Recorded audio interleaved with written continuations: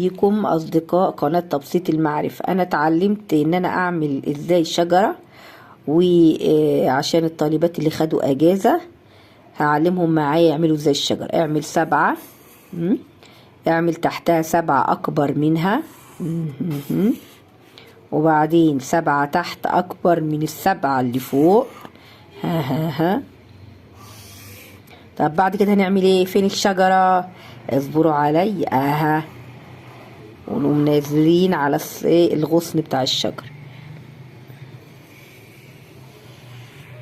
تمام كده. تانية زيها، زي ما عملنا فوق هنعمل تحت، زي ما عملنا فوق هنعمل تحت، زي ما عملنا.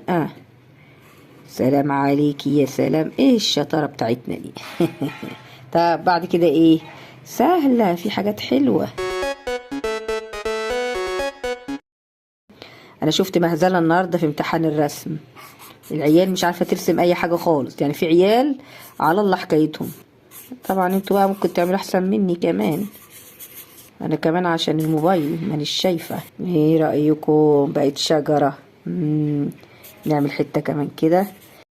الله عليك يا هويدا.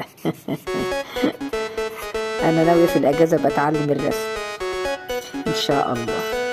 تحياتي لكم قناة تبسيط المعرفة.